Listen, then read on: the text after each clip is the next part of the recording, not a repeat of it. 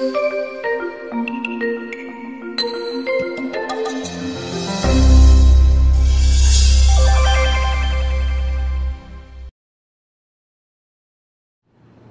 mga tanong pagka mayroong humihingi ng payo.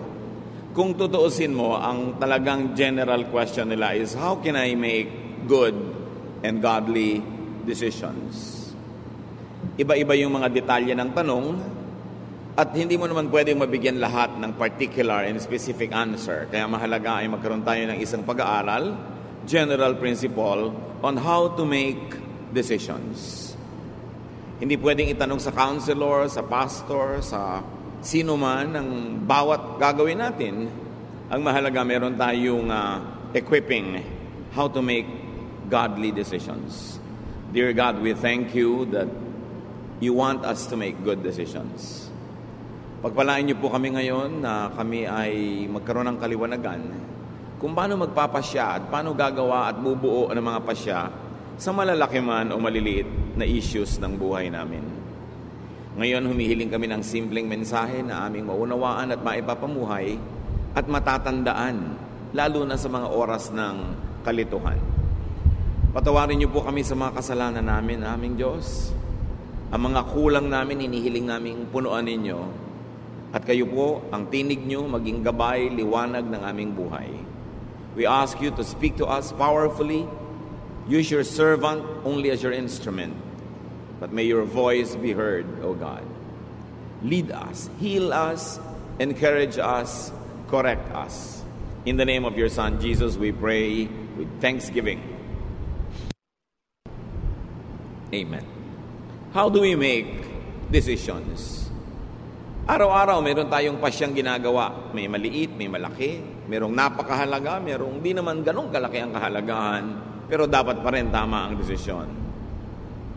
When we make decisions, first of all, get guidance from the written scriptures, meaning the Bible.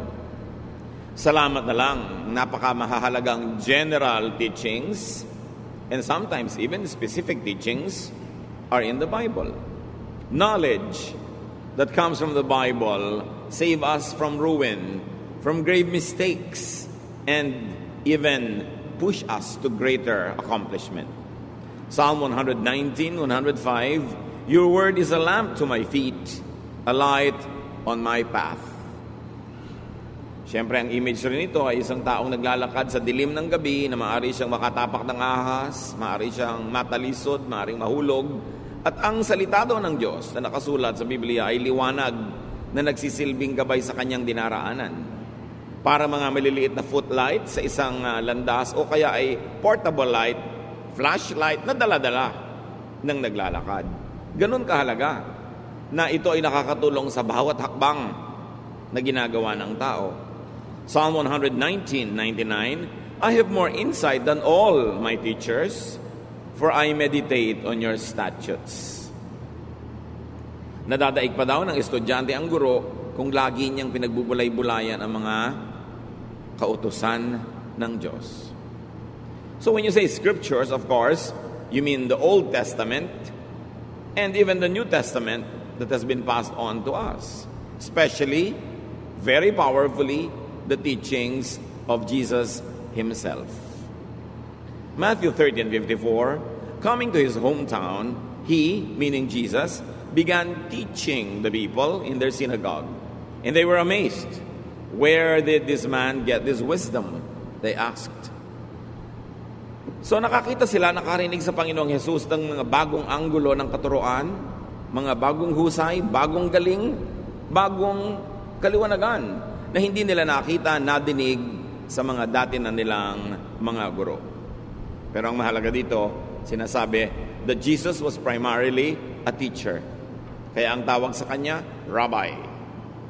So dapat siya ang ating number 1 na guro, pamantayan.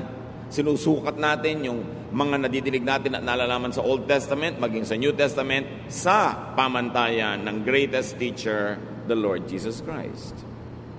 So we get guidance from the written word. Dapat dala-dala mo ang Biblia mo, sa ulado mo, nasa computer mo, at para nananariwa sa iyong alaala ang mga principles, teachings, commands, promises, and the stories in the Bible, models of whom we should follow, models that we should not follow. At pag buo ang ating pagkakaunawa dito, malaki na ang pagkakataon na tama ang magiging desisyon natin. Alam natin kung sinong hindi dapat tularan, sinong dapat tularan. Alam natin kung ano ang mga pamantayan na ibinigay sa atin. Napakahalaga nung nakasulat. At dahil nakasulat, hindi na napapalitan, kaya hindi pa bago-bago. Pwedeng asahan. Bukod dyan, you get guidance from the spiritual scriptures. Bansag ko lang yon na spiritual scripture. Ibig sabihin, yung salita ng Diyos, utos ng Diyos na hindi nakasulat. Like revelation by the Spirit. Guidance, ideas in the realm of thought. Pwede ka magbukas ng pahina ng Biblia para humanap ng guidance. At pwede din ipikit mo ang iyong mata, patahimikin mo ang iyong puso, magbulay-bulay ka, at marinig mo yung munting tinig ng Diyos na kumakausap sa iyong espiritu. Acts 8:29, the Spirit told Philip, go to the chariot and stay near it. In other words, hindi naman si Philip ang nag-isip na pupunta siya doon sa taong ito na nakasakay sa isang karwahe para niya turuan ang salita ng Diyos. Ang Espiritu ng Diyos ang nag-udyok sa kanya. Kung paano niya ito nadinig? Sound waves ba to? Thought waves ba? Hindi sinabi sa atin. Pero, nakuha niya yung mensahe at sinunod niya.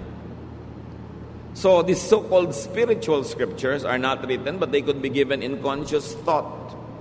Paggising ka, mulat o nag-iisip, they come in inspiration, realization, enlightenment, kaliwanagan. Ibang iniisip-isip mo, binubulay-bulay, tapos biglang nalaman mo. Biglang nagagap mo, nakuha mo yung ideya, kaiisip mo. Conscious. Acts 13:4, the two of them, sent on their way by the Holy Spirit, went down to Seleucia and sailed from there to Cyprus. So maaaring gusto mong pumunta doon pero nakasara ang pinto. Gusto mong gawin yon pero hindi pwede. Napag-isip-isip mo, ayaw ipagawa sa akin ng Diyos. So sa pag-iisip, sa pagbubulay-bulay, sa pananalangin, nahahayag sa iyo ang kalooban na hindi naman nakasulat sa Biblia. Kasi alam nga namang lahat ng gagawin mo, hanapan mo ng nakasulat. Ano kayang iluluto kong putahe ngayon? Anong kulay ang isusuot kong damit bukas? Sinong pakakasalan ko? Bibili ba ako ng bahay o hindi? Anong negosyo ang maganda? Wala ka naman makikitang exact verse na para sa iyo. Pwedeng may mga verses sa written scripture na general na pwede mong paghanguan ng specific application sa buhay mo. Pero you are already taking the license to apply it to your life. Ngayon, meron namang mga revelation na dumarating sa iyo sa pamamagitan ng paghahayag ng Espiritu. Habang gising ka at pwede rin kung tulog because a spiritual guidance could be given in a dream. Merong napapanaginipan nila ang sagot sa kanilang tanong. Pero siyempre, maiingat tayo dahil hindi mo naman alam kung aling panaginip ang dahil lang kulang ka sa paligo. Alin ang dahil mang marami kang inaalala tuloy hanggang sa pagtulog mo, sumisiksik sa utak mo at sa panaginip, at alin ang galing sa tinig ng Diyos. Pero, yes, napakaraming instances na ginamit ng Diyos ang panaginip sa pagbibigay ng guidance sa mga tao. Acts 11:12, the Spirit told me, Peter speaking, to have no hesitation about going with them. At sa panaginip niya nakuha yung sagot. Kasama siyempre sa spiritual scriptures ang discernment, pakiramdam. Yung wala kang basihan na conscious, na intellectual reason, pero nararamdaman mo. So may pakiramdam, kaya ang dapat ang tao marunong makiramdam. How else do you make decisions? Get guidance from what we call the practical scriptures. Meaning, practice, action. What happens? Yung mga nagaganap. Tuwing aalis ka, lagi na lang umuulan, parang ayaw kang paalisin, makakaramdam ka. Tuwing meron kang gustong gawin, parang may humahadlang sa'yo, kailangan lamang maisip mo, sino bang humahadlang sa akin? Ang Diyos ba o si Satanas? Tuwing gusto mo magturo ng Bible, laging sumasakit ang ulo mo, pero sa ibang araw, hindi sumasakit ang ulo mo. So, baka si Satanas yan, kasi ayaw kanya maging teacher. O baka may life habit ka na tuwing oras ng pagba-Bible study, doon ka talaga sumasakit ang ulo dahil may iniinom ka palang gamot o meron ka palang kulang sa tulog the day before. You've got to look at all those. Yung practical reasons, spiritual reasons, and scriptural reasons, titimplahin mo ngayon para makagawa ka ng desisyon. But when we say practical scriptures, we mean supernatural direction or intervention. Yung malinaw na yung nagaganap sa paligid mo in practice, in action, ayun ang kalooban ng Diyos para sa iyo. 1 Kings 17, 2-4. Then the word of the Lord came to Elijah. Leave here, turn eastward, and hide in the Kerith ravine, east of the Jordan.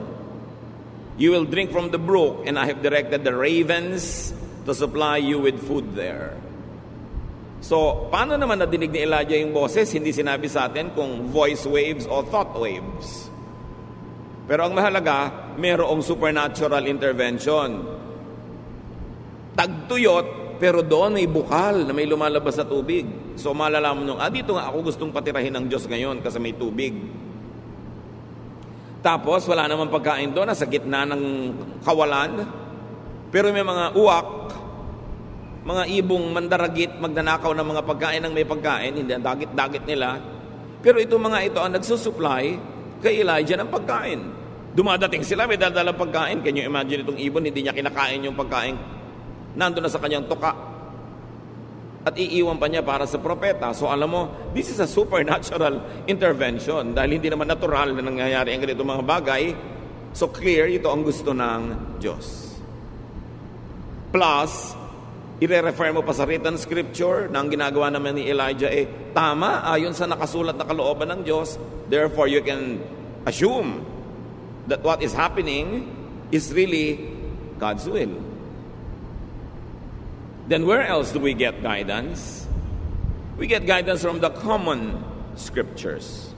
Yung mga karaniwan, hindi himala, hindi revelation, hindi panaginip, hindi nakasulat sa Bible, what we call natural scripture. Like knowledge. May knowledge ka naman Sabihin, Pastor, ano po bang gagawin ko? A, B, o C? Isipin mo, mag-isip ka sa palagi mo, anong pinakamabuting gawin? Nung inisip-isip ko po, B. Di yun ang gawin mo, kaya ka nga may isip. Lalong-lalo kung hindi mo mahanapan ng scripture na ilalapat, na written scripture. Hindi ka pinapapanaginip, walang spiritual scripture. Wala ring practical scripture kasi hindi naman nanghihimasok ang Diyos sa mga nangyayari sa buhay mo araw-araw para malaman mo talaga kung sa Kanya gusto pumunta. So anong gagamitin mo? Mag-iisip ka. Use knowledge, common sense, and also your conscience. How does it feel sa espiritu mo at sa puso? Dahil lahat ng yan ay galing din sa Diyos. Yung knowledge, common sense, conscience, galing sa Diyos. Pero, pwede rin niyang mabaluktot, madaya ng ating kaaway na spiritual. Kaya hindi lang basta konsyensya ang pinapakinggan, ito ba'y konsyensyang nakababad sa salita ng Diyos? Konsyensyang masunurin sa kalooban ng Diyos? Therefore, ito'y konsyensyang magiging sensitibo sa mali at sa tama. Kasi hindi siya gasgas. Hindi siya puro kalyo na wala nang maramdaman. Kasi may mga konsyensyang wala nang maramdaman. Hindi ibig sabihin walang dapat maramdaman, kundi nawala na ng pakiramdam. Dahil hindi pinapakinggan yung konsyensya. Pero yes, kasama pa rin yan sa pagtimpla natin ng desisyon. How does it feel? What do you think of it?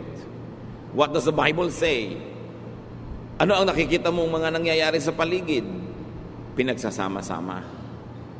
Pero meron talagang salita ang Diyos na hindi nakasulat sa papel, sa computer, hindi nakauka sa bato, nasa puso ng tao. Kaya kasama ang puso sa pagtitimbang ng mga bagay-bagay. Romans 2:15, this proves that a conscience is like a law written in the human heart, and it will show whether we are forgiven or condemned. So yun daw budhi, yung bait, yung konsyensya, ay tulad din ng batas ng Diyos na sa puso naman isinulat. So kasama rin yon. Ano ang sinasabi ng aking puso? Ano ang sinasabi ng nakasulat na verses? Ano ang sinasabi ng mga pangyayari sa paligid? Ano ang sinasabi ng aking mga panaginip? Ano ang sinasabi ng karunungan ng mga taong nakapaligid sa akin, lalo na mga makadiyos na tagapayo? Pinaglalakip-lakip natin yan bago tayo gumawa ng mahalagang desisyon. Get guidance from common sense, from knowledge, from experience. Dahil yan ay pagpapala din sa atin ng Diyos. Halimbawa, ang mga Hudyo, ang mga unang naging Kristiyano, hindi naging malinaw sa kanila agad-agad kung ang mga kaugalian nila at katuruan ng pagkahudyo ay itutuloy pa nila ngayong sila'y Kristiyano na. Pero may mga ibang uri pa ng tao na naging Kristiyano, mga Hentil, Gentiles, non-Jews. In other words, yung cultural baggage ng mga Jew, hindi cultural baggage ng mga Gentile. Halimbawa, Jewish men, Jewish boys always had to be circumcised. Gentile boys were not required. Jewish people were required to eat this and not to eat these types of food. The Gentile people were required by other dietary traditions. May ibang kaugalian at may ibang mga kinasanayan ng mga Jews at Gentiles. Eto ngayon, paano nung naging Christian na ang mga Gentile? Automatically, yung mga Jews na naging Christian, itinutuloy pa nila yung traditions nila kasi Jews sila. Pero yun bang Gentile na naging Christian, pasusunurin din nila sa mga batas na nakasulat sa scriptures ng mga Jew, lalo't Old Testament. Meron ng New, the Lord Jesus Christ. Pinagtalo-talunan yan ng mga theologians at napagkasundo nila ito. Acts 15:10. Now then, why do you try to test God? By putting on the necks of Gentiles a yoke that neither we nor our ancestors have been able to bear. So sabi nitong matalinong tao, bakit natin gagalitin ang Diyos? Susubukin ang Diyos. Sa pamamagitan ng paggigiit natin, pagpipilit, na yung mga napakahihirap natin mga batas at tradisyon na tayo nga hindi natin masunod at hindi rin nasunod ng mga ninuno natin, ipapamana natin at ililipat at pipilitin pang sundin ng mga Gentiles sa naging Christian. Hindi pa ba sapat na maging Christian na lang sila? Huwag na silang gawing Hudyo. At ang napagkasundoan, yes, huwag na nga. Maliban na lang sa tatlong mga bagay na ito at binanggit nila yon. Pero ang kahulugan ng napaka-importante, ginawa nilang user-friendly ang Christianity to the Gentiles. Yung mga hirap na pagsunod sa mga batas ng pagiging Hudyo, di na nila iginiit na sundin din ng mga Gentiles. In other words, sa pagtuturo nila sa mga Gentile Christians, may mga nakasulat sa written scripture sa Old Testament na nasa tradisyon nila na hindi na nila ipinilit pa na sundin din ng mga Gentiles. So what do we see the new church in Jerusalem doing? They discarded what was outdated, irrelevant, and undoable to the Gentile. So pwede ka na maging Christian na hindi ka nagpapacircumcise. Hinayaan na nila yung mga Gentiles sa kainin yung mga dati nilang kinakain, except sabi nila, huwag kayong kakain ng mga karning, yung dugo ng dumpa. Yun ang isa nilang mga iginiit. 3 lang, yung pinilit nila, yung isa huwag na mamuhay sa immoralidad, etc. Pero, kung tutuusin, by very strict Jewish standards, binebreak nila ang Old Testament, di ba? Dahil hindi na nila ipinapasunod sa mga Gentile believers, pero pinagana nila ang utak nila, ang practical teaching, common sense, tinignan nila yung convenience ng mga mananampalatayang Gentile at nagpasya silang, oo nga, tayo na lang mga Jewish Christians ang magpatuloy ng Jewish traditions while we are Christians. But the Gentiles need not become Jews just so that they could be saved. So, in a manner of speaking, the apostles were discarding a lot of written scripture in favor of the unwritten one. Common sense, knowledge, conscience, and kindness to the new believer. Hindi sila nagpakamatay, pumatay, at ng gera para igiit yung written scripture na sa culture and lifestyle of the new believers, wala namang ugat, walang pinag-ugatan, hindi kakapit, at wala namang kahulugan. Yun na lang pinakakonte ang itinira nila para yung mga Kristiyanong Gentile, hindi na sila mabigatan tulad ng bigat na dinala ng Israel na sila na rin ang umaaming di naman nila na kayang dalhin. Saan pa tayo kukuha ng mga basihan ng pagde-decide? Among the common scriptures, nature. Kailangan marunong ka rin makinig sa nature dahil Diyos ang lumikha niyan. Luke 12:54, He said to the crowd, "When you see a cloud rising in the west, immediately you say, it's going to rain, and it does." Yan ang sabi ng Panginoon. Pag nakakita kayo ng senyales sa himpapawirin na may ganitong uri ng ulap, alam niyo uulan at uulan nga. So ibig sabihin, kung nagbabala kayong mamangka, magbiyahe, maglakbay, huwag niyo na ituloy kasi uulan.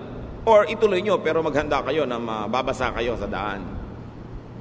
So, Pastor, ikakasal po ako, gusto ko maging June bride, gusto ko po garden wedding.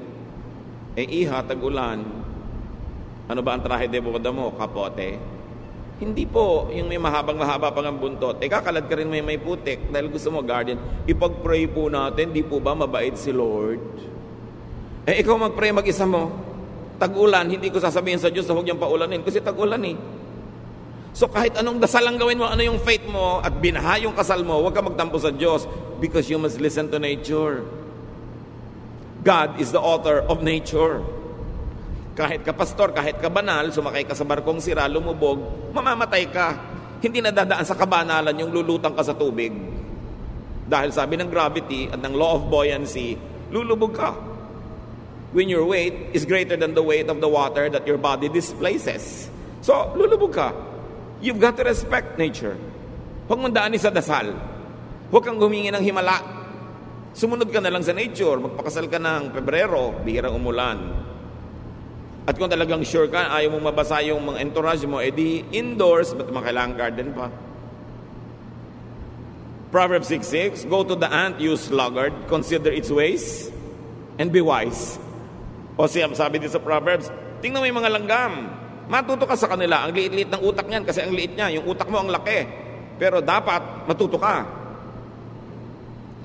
Yung mga langgam, pag tag-araw, doon sila nagtatrabaho, doon sila nangongolekta ng pagkain nila, iniimbak nila, para pag nagtag-ulanan, doon lang sila sa mga lungga, tahimik sila. So dapat din, iayos mo ang ginagawa mo ayon sa panahon, sa seasons. Hindi mo makikita sa scripture kung kailan na magandang date ng pagpapakasal, pero makikita mo sa nature kung ano yung date na bagay sa motif ng kasal mo. Luke 21:29-30, look at the fig tree and all the trees. When they sprout leaves, you see for yourselves and you know that summer is near. Kahit sa puno, makakabasa ka ng mensahe ng Diyos. Malapit na magtagulan, malapit na magtaginit. Pag wala ng dahon ng puno ng siniguelas, alam mo na kung anong panahon. Pag nagpupulahan ng mga ponsetya, alam mo mangyayari. Nandun yun.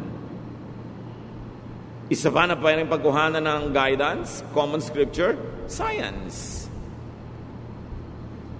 The most useful and practical science, physics. Then you can also learn from chemistry, biology. Medicine comes from that, from a lot of chemistry and biology. May sakit po ang nanay ko, ipag-pray natin. Pinainom mo na ba ng gamot? Hindi po, ipag-pray na lang natin. Painumin mo na ng gamot. Ipa-doktor mo. May pinaghihimalaan. Paano kung hindi paghimalaan ng nanay mo? Di gamitin mo yung natural, available, scientific way para siya gumaling dahil Diyos din naman ang nagsulat ng mga laws of science. 2 Kings 20:7, merong haring mamamatay na. Then Isaiah said, prepare a poultice of figs. They did so and applied it to the boil, and the king recovered. Mamamatay na yung hari, yung pala ang gamot lang naman konting mga dinikdik na mga dahon-dahon na itinapal, gumaling. Propeta to hindi niya pinagdasal. Pinagdikdik niya ng dahon because alam din niya yung science of medicine. So kasama sa pagde-decide yun. Ipapagamot po ba namin ang nanay namin o ipapapray? Di gawin mo pareho. Pero ipagamot mo kasi yun ang sinasabi ng pinakamababaw, pinakauna na pangangatwiran, yung natural. Why go against natural law when you can follow the natural law? Si Timothy, laging sira ang tiyan. Sinabi ba ni Paul, manalangin ka? No. 1 Timothy 5:23, stop drinking only water and use a little wine because of your stomach and your frequent illnesses. So anong payo ni Paul? Puro tubig kasi pinag-iinom-inom mo, baka may mga butete pa at mga kitikiti. Tumigil ka muna ng uminom ng tubig. Ang inumin mo muna wine kasi may alcohol yan, content, mayroong medicinal content yan, makakabuti sa'yo. So dapat marunong tayong sumunod sa science. Another common scripture that you can ask you to help make you a decision is your heritage. Kaugalian, tradisyon, na maraming mga bagong born again Christians gusto agad itapon lahat ng tradisyon. Parang wala namang matututunan mula doon. Ang tagal-tagal bago nabuo ng ating mga ninuno ang kanilang mga kaugalian, trial and error through hundreds, maybe thousands of years. Surely may pakinabang ka dyan. Job 8:8-10. Ask the former generation and find out what their ancestors learned. For we were born only yesterday and know nothing, and our days on earth are but a shadow. Will they not instruct you and tell you? Will they not bring forth words from their understanding? So ano ang payo kay Job? Hindi mo naiintindihan ang nagaganap sa buhay mo? Hindi mo alam ang sagot sa mga tanong mo? Ba't di mo tanongin ang iyong mga ninuno? Para malaman mo kung ano yung nalaman na nila noon pa at alam na nila, para huwag ka nang mapagod na mag-aral pa ngayon. Papunta ka pa lang, pabalik na sila. At yun ang halaga ng payo ng matatanda. 20 anyos ka, may kausap kang 80 anyos. Imagine, 4 times sa buhay mo na yung naibuhay niya. Surely may maituturo siya sa'yo. Kailangan pahalagahan mo yon. Sabi niya, pag tinanong nyo ba yung mga ninuno nyo, hindi ba sasagutin kayo? Paano ka naman po tatanungin namatay na? Yun nga di, alalahanin mo ang kanilang mga kasabihan, ang kanilang mga kawikaan na binuo nila dahil observant sila sa laws of God, laws of nature, the laws of conscience, the laws of society. Nakabuo sila ng mga kasabihan. Pag sinabing putik din lang at putik, tawirin at nang malapit. Ano yon? Huwag ka na magpa-arte-arte, dumiretso ka na ng madali at matapos. Pag sinabing ang naglalakad ng matulin, kung matinik ay malalim, hindi na maintindihan ng mga tao ngayon kasi lagi silang naka-sapatos o tsinelas. Pero nung araw, nakayapa ka mga tao, mas mabilis ka maglakad, pag nakatapa ka ng tinik, mas malalim ang baon.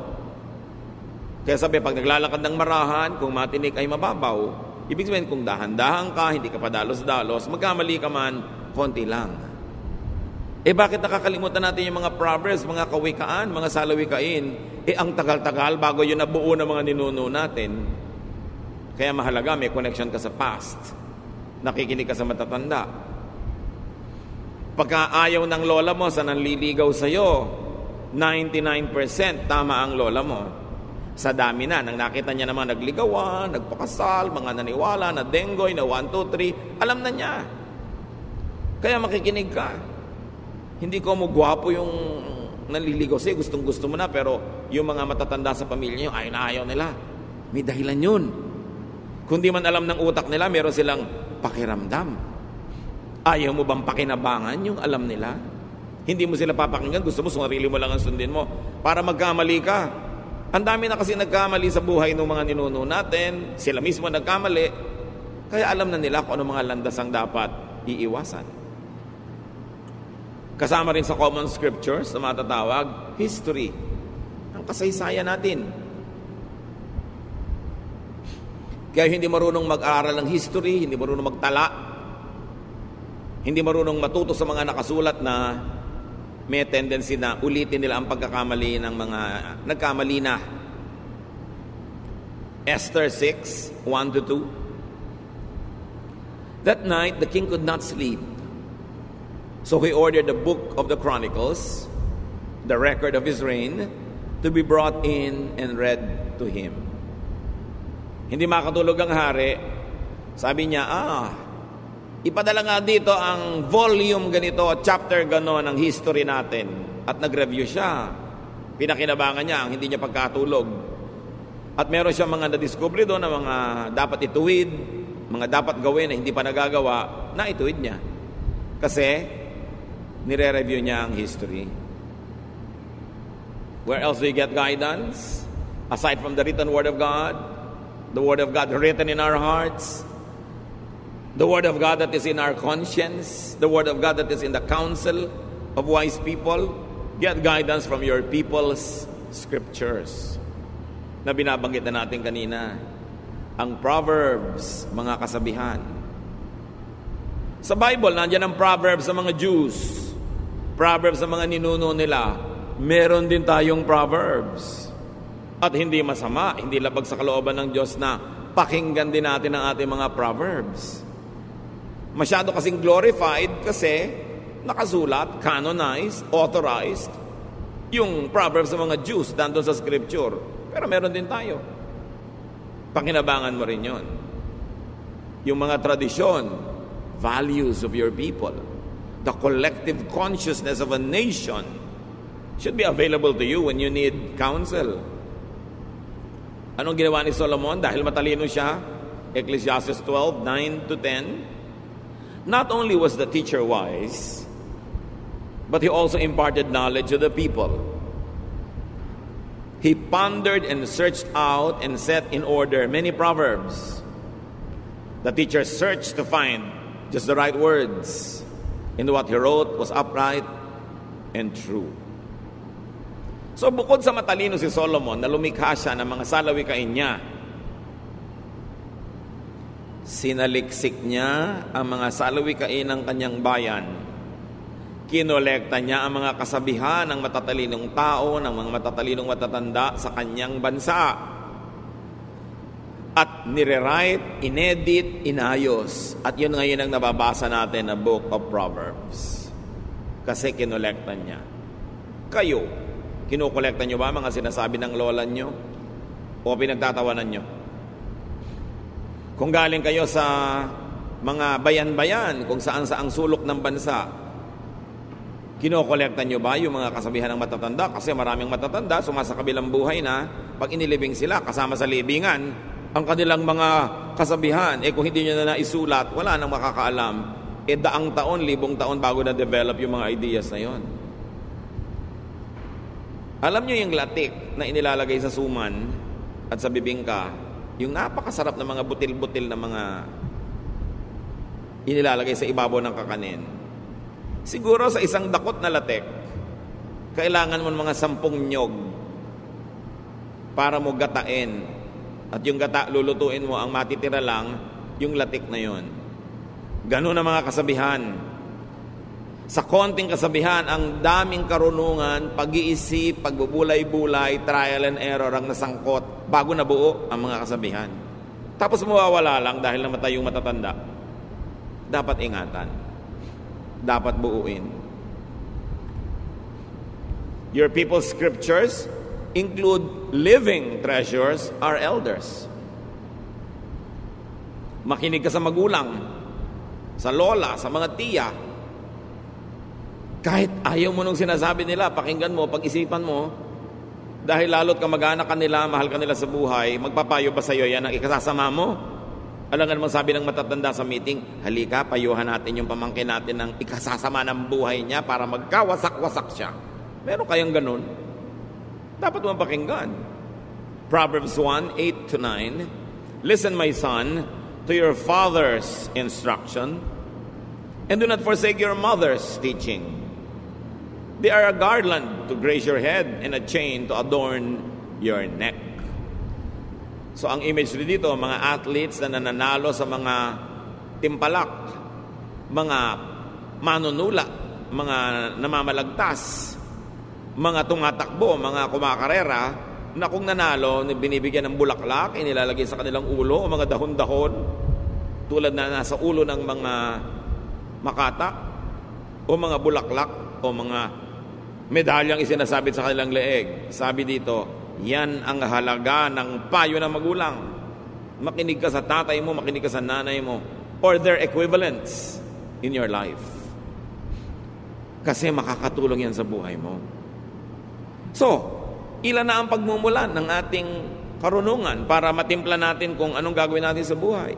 The written scriptures, the spiritual scriptures, that's in your heart, your conscience, your knowledge, natural knowledge, sciences, discernment, mga kasabihan, ipapanalangin mo pa, tapos may gagawin ka pa. Di ang dami, sasalain mo siya. Para yung makakalampas lang sa salaan, ang pahalagahan mo. Sa dinami-rami ng written words, sa dinami-rami ng spiritual guidance, mga nangyayari sa paligid, filter everything with Solomon's teachings on meaninglessness. Kung merong salaan ng Old Testament, kung saan mo dapat salain ang mga katuruan, at doon mo sukatin kung mabuti sa iyo, makakasama ba sa iyo, pumunta ka doon sa nagsulat na pinakamatalino sa lahat, si Solomon. So Solomon should be a standard. So sabi ng nanay ko, sabi ng konsyensya ko, sabi ng paligid, sabi ng scripture, sabi ng Old Testament, sabi ng ganitong epistle, sabi ng panahon, sabi ng weather, sabi ng science, ano ngayon ang sabi ni Solomon? Susukatin mo doon. Ecclesiastes 2:16, for the wise, like the fool, will not be long remembered. The days have already come when both have been forgotten. Like the fool, the wise too must die. So nakakamatayan din lahat ng tao, matalino't hindi. So sabi ni Solomon, anong mahalaga sa buhay? Ecclesiastes 3:12, I know that the best thing we can do is to always enjoy life. So ito sabi ng panaginip mo, ito sabi ng verse, ito sabi ng matatanda. Ngayon, ang ending is, sabi mo, nakaka-enjoy ba sa buhay itong gagawin kong desisyon? Kasi sabi ni Solomon na pinagkalooban ng Diyos ang pinakamataas na talino, dapat enjoy ka. Nagpakabayani ka, nagtanim ka, hindi ka nagtanim, nagpakatalino ka, hindi ka nagpakatalino, mamamatay din kayo lahat. Sabi ni Solomon, pare-pareho wala kayo mabubulok. Therefore, pahalagahan mo ang buhay. Dapat mahalaga bawat sandali, mahalaga bawat yugto, at dapat nag-e-enjoy ka sa ginagawa mo. Okay, tutulong ka kay ABC. Sino naman ang pinaka-enjoy ka? Si B. Edi yun ang tulungan mo kasi hindi man pwedeng tulungan lahat sabay-sabay. So kasali ka rin. Dapat meron ka enjoyment. So itatanong mo sa buhay mo, enjoyable ba? Okay, balik tayo kay June Bride. December pa lang, pinaplano niya yung June wedding. Pero tag-ulan, tag-bagyo. Itatanong mo na sa sarili mo, mag-i-enjoy ba ako mula Enero hanggang Mayo na isip kung baka bumagyo sa wedding day ko? Anong obvious answer? Hindi ka mag-i-enjoy kasi mag-aalala ka. Therefore, wag na lang June. Nakakuha ka ng payo, sinala mo kay Solomon. Okay, ang gwapo-gwapo nito naliligaw sa akin pero ubod ng tamad. Pero pag niyayakap niya ako, nakakalimutan ko na ang lahat. Pero ang point, mag-e-enjoy ka ba nakasama mo buong buhay ang batugan na yan? Gaano katagal mo at kadalas mo gustong mayakap ka maghapon? Kung maalinsangan, maiinis ka rin yan. Mag-e-enjoy ka ba? So naisip mo yun? May mga magtatanong, saang church po kaya ako mag-a-attend? Doon sa very conservative, sa hindi conservative, sa gitna.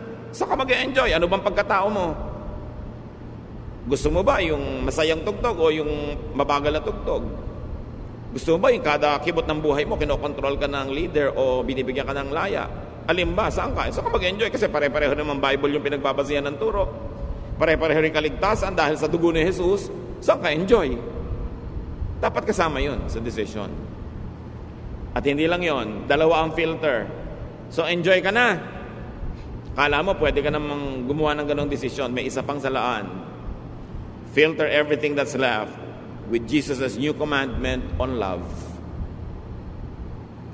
Nakakalito ang daming commandment. 10 commandments, 613 misvots or additional commandments and regulations in the Old Testament. So 623 na yon. Nagdagdag pa yung mga disciples at mga apostles. May mga apostle pa na yung ayaw makinig sa kanila, gusto nilang paulanan ng apoy, etc., etc. So, sisalain mo uli. John 13:4-35. But I am giving you a new command. You must love each other, just as I have loved you. So, isinet aside ng Panginoong Jesus ang lahat ng commands. 10 commandments, 613 laws and misbots, traditions, regulations, at sabi niya, eto ang kaisa-isang command na iiwan ko sa inyo. Love. Love each other. People will know that you are my disciples if you are loving. So ngayon, may decision ka na. O sige na nga, December na lang ako magpapakasal. May pangalawa pang tanong, is it loving? Magiging mabuti ka ba sa pakakasalan mo? Makakasagabal ba yung wedding mo sa kanilang Christmas traditions ng lahi nila? Mabuti ba na gawin yun sa ganung panahon? Magiging maibigin ka ba to everyone involved? Pag sabi mong yes, it will be very loving to them, then go ahead. Pero pag sabi mong teka, hindi, magiging malupit sa iba. Pinipilit ko lang, pero actually may magsasuffer. Then you know how to decide. So pag na-factor mo na lahat yung pinag-usapan natin, sasalain mo kay Solomon, is it enjoyable? At sasalain mo kay Jesus, is it loving? Is it considerate? Is it kind? Then you will know where to stand. John 9:14-16. The day when Jesus made the mud and healed the man was a Sabbath. So the people took the man to the Pharisees. They asked him how he was able to see, and he answered, Jesus made some mud and smeared it on his eyes. Then after I washed it off, I could see. Some of the Pharisees said, this man doesn't come from God. If he did, he would not break the law of the Sabbath. Others asked, how could someone who is a sinner work such a miracle? Since the Pharisees could not agree among themselves, etc., etc. Ano yung issue? May written law. Di ba doon tayo kukuha ng guidance sa written law, written scripture? Walang magtatrabaho sa Sabbath. Pero merong bulag. Ang tagal na niyang bulag, ayaw na ng Panginoong manatili pa siyang bulag kahit isang araw lang. Eh nung kumonsulta sa kanya, Sabbath, ipagpapabukas pa ba ng Panginoon? Hindi. Gumawa siya ng putik, tinapal niya sa mata, nakakita yung mata, kumalat ang balita, nagtrabaho si Jesus ay Sabbath. He broke the law. He broke the written scripture. Pero bakit pwedeng gawin ni Jesus? Kasi ang nangibabaw yung bagong scripture niya, the commandment of love.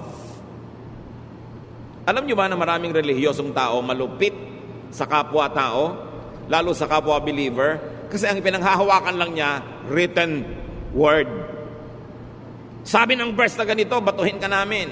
So babatuhin nila yung babaeng caught in adultery. Pero ipinabato ba ni Jesus? No. Essentially, na-break din yung law na nagsasabing batuhin ang babaeng nagko-commit ng adultery.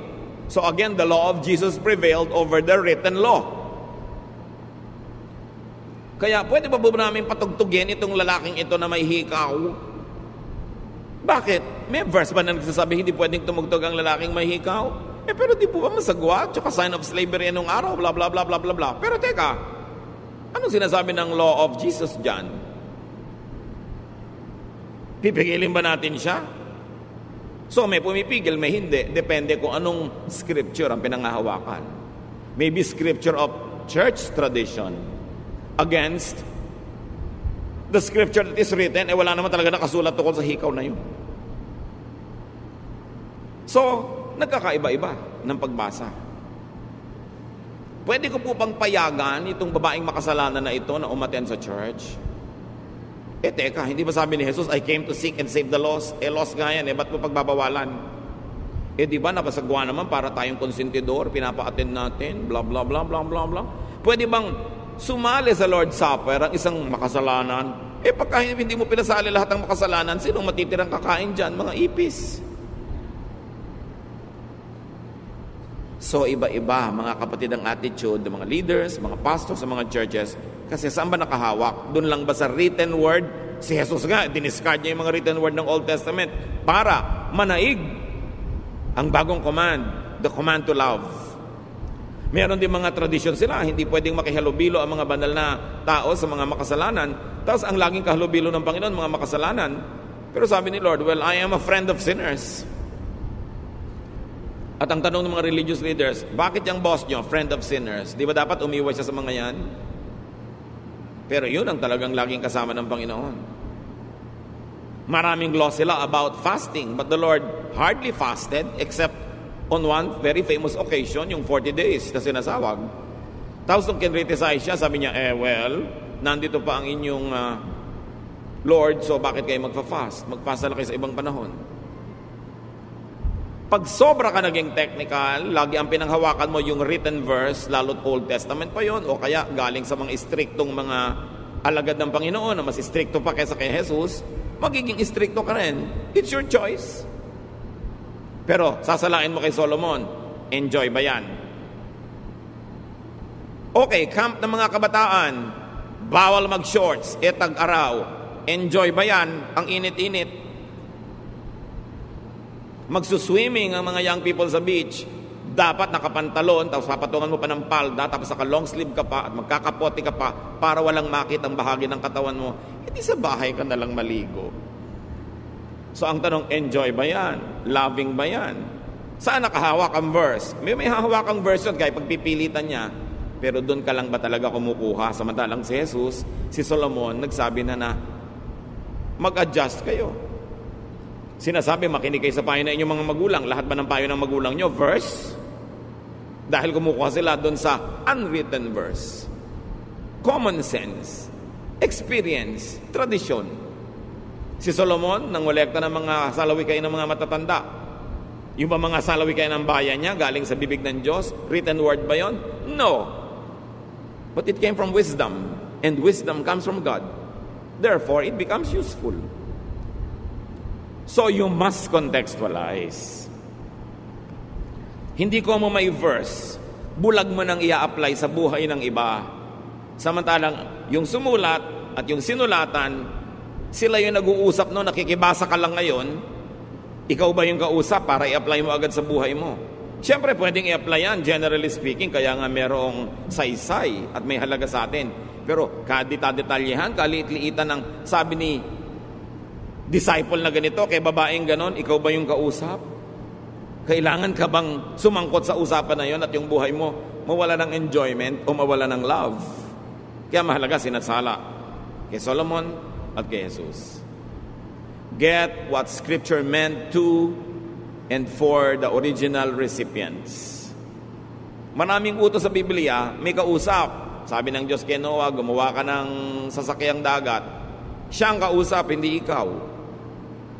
May sinabi si Paul sa mga babae sa Corinth, di sundin nila, sila yung kausap. Pero ikaw ba yung babaeng tinutukoy niya? Ikaw ba yung pinagbebelo? Ikaw ba yung pinapagalitan niya? Kung hindi naman ikaw, ba't ka sasali sa usapan? So mahalaga. Pwede mo rin naman kunin yung ano ba yung universal general teaching ng usapan nila na pwede ko i-apply sa buhay ko. But for you to apply every detail of what person A told person B in the Bible, you will end up being oppressed. Tulad din ng mga Hudyo na Kristiyano, sabi nila, sige, huwag na nating pasunurin sa mga batas ng Hudyo yung mga Gentile na naging Christian. Sila mismo, yung sarili nilang batas, itinabi nila para tanggapin nila yung new reality that now the faith is no longer exclusive to Jews, but it also included Gentiles. So how do you solve that? You don't have to turn them into Jews. Laws had to be rewritten. Ganon din sa buhay natin bilang mga mananampalataya. Hindi laging dapat mong ikulong ang sarili mo doon lang sa sabi ng verse. Kasi maraming mga pagkakataon ngayon na hindi naman na-anticipate at hindi kasali sa naging usapan ng mga nasa verses. Kaya tayo may common sense, may loving sense, at merong sense of enjoyment of life. Put all of this together, pray about it, and you will be in a better position to make decisions. Ama namin sa langit, salamat dahil involved kayo sa buhay namin. Ayaw nyo kami magkamali. Although hindi nyo naman laging diretsahang kinakausap. So turuan nyo kami na magbase ng karunungan at mga desisyon sa iba't ibang mga pinagkukunan ng karunungan, pangunahin na yung nakasulat na scripture. But teach us also to consider and listen to the unwritten word, that which is written in our hearts, that which you give through dreams, yung nararamdaman namin at nadidiscern, yung sinasabi ng marurunong, yung idinidikta ng pagkakataon at pangangailangan, lahat ito i-consider namin, Panginoon, para kami maging marunong, mabuti, mabait sa aming kapwa. Sa ilang saglit pa ng katahimikan, pagbulay-bulayan natin ito, mga kapatid. Mahalaga to make godly decisions. Sometimes, a scripture-based decision is not always the most godly one, especially kung pinagbabasihan mo ay irrelevant na sa buhay ng iba. Nakita natin ginawa yan ng mga disipulo ng Panginoon, nakita natin ginawa yan ng mga bagong mananampalataya at ginawa ng Panginoon mismo. Is it oppressive? Does it set free? Is it kind? Think about those things. Lord, in silence, give us personal applications of what we have been discussing. Correct us if we have errors, but for everything else that is right and true and in accordance with your will, reinforce this in our hearts, in our minds. Magbulay-bulay tayo, sumandali.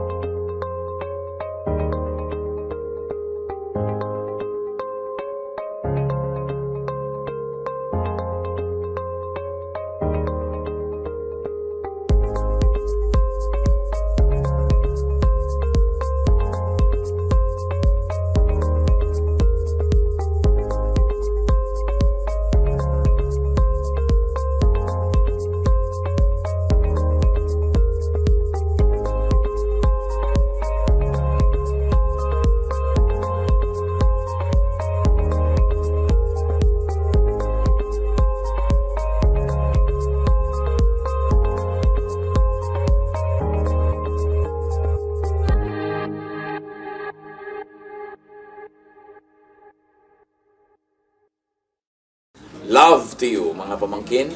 Dito tayo mag-aral ng salita ng Diyos. Dito tayo mag-aral ng mga practical na bagay, magdalanginan para sa isa't isa, makinig ng mga mensahe, at dito tayo magsasama-sama spiritually sa ating official Ed Lapis YouTube channel na ang address ay Sabi ni Kuya Ed.